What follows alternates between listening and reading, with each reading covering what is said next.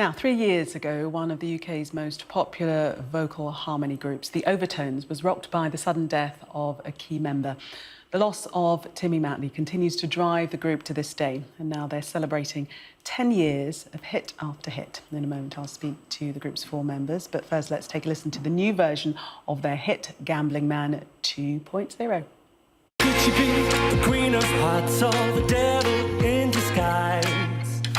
With every move, I'm blinded by those diamonds in her eyes. I got some bad addiction, baby, it's you, yeah, that's right. Well, I'm pleased to say that I'm joined now by Mike Crawshaw, Mark Franks, Darren Everest and Jay James from the Overtones. Welcome to you, all four. Good to see you. Good morning. #1 UK vocal harmony group, sold over 1 million records, top five albums. It's going okay, isn't it, Mike? You know, it certainly could be worse. We've definitely had a career that's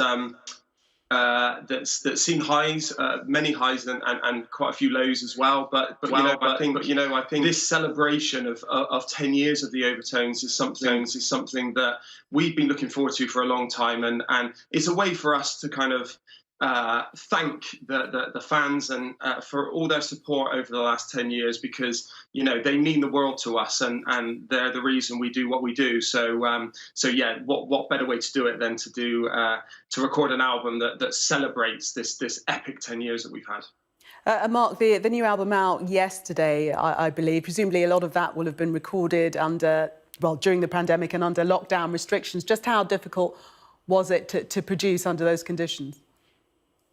Yeah, it's been probably like a 16-month process now. I mean, it's kind of swings and roundabouts because it gave us time actually to reflect on the album. And, you know, we started in one place, and over those 16 months, the album's kind of evolved into something that we're even more proud of and even more excited about, really. It's a retrospective of our past, our present and our future.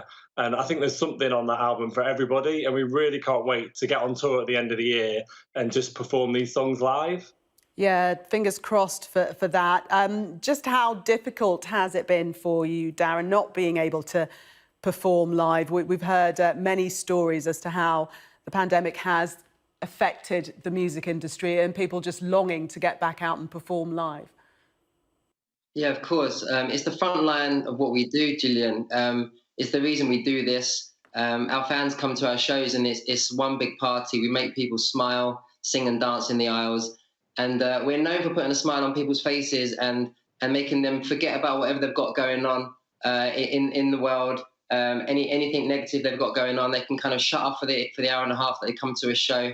And that's what we're known for. We bring the feel-good feeling. And we can't wait to get on stage. You know, we've been kind of locked away now for a year, not being able to do what we love. So we can't wait to get on the road this November and perform our new album for everyone. It's going to be amazing.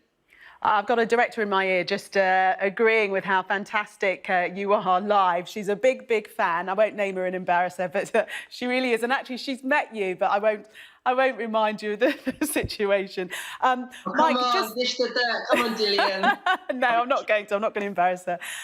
Mike, I mean, it has been quite, as you said earlier, alluded to, that it has been a difficult time. There have been the highs and the lows. 10 years as a group, but your lineup has changed, hasn't it? Tell us about that.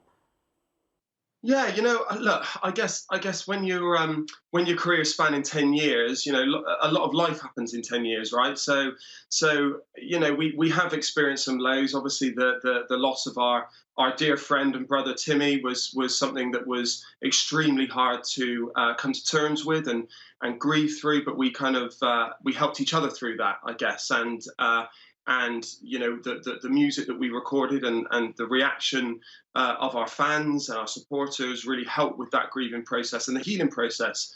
But you know, now we've got this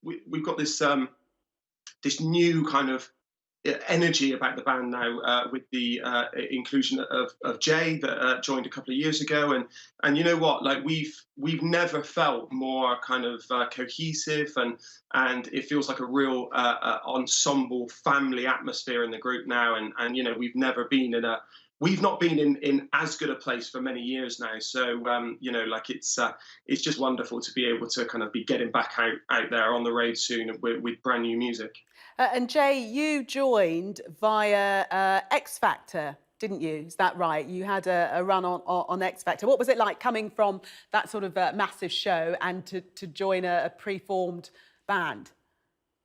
Well, actually, I've known the boys for around 10 years myself.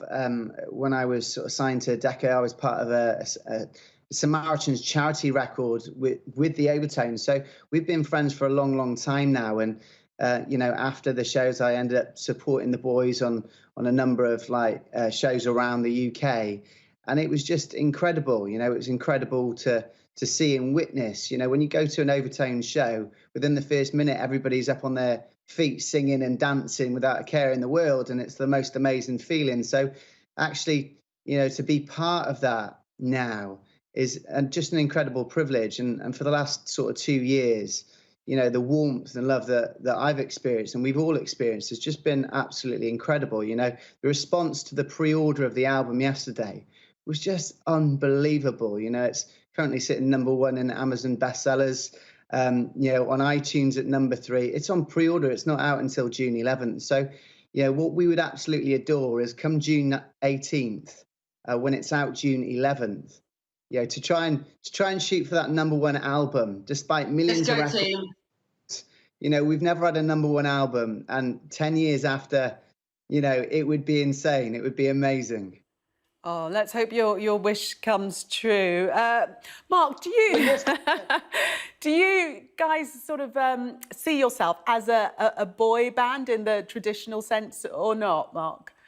Oh, maybe a man band. Should we go with a man band? Boy band. Yeah, I mean, we're 10 years on now. Hopefully we haven't aged too much. But, No, not yeah. at all. Oh. I've got less filter on my computer. Yeah, we should take those filters off, really, and see what you really look like. Listen, I know it's really difficult because you're in different locations and there's a bit of a time Gillian, difference. I know where you're going with But this. is there any chance that we can have some sort of song from you? Honestly, Gillian, honestly, if we could, I promise you we would. Because we've sang to you before when we came into the studio. What about in turn, though? What about in turn? If I say #1, #2, #3, #4, and you each take a line. You're cheeky because the director said to me she's going to try and make you sing even though you can't on here. And I said, okay, let's go. Listen, Gillian, we're inviting you personally to our London show this year, and then you can watch us for an hour and a half, okay? Okay, that's a deal and that's a date. Thank you very much. You've talked through all the time you could have been singing, but I will forgive you. Thanks very much. Good to speak to you. Thank you. Good to see you. Thanks, Gillian. Much more coming up on Sky News, including COVID restrictions.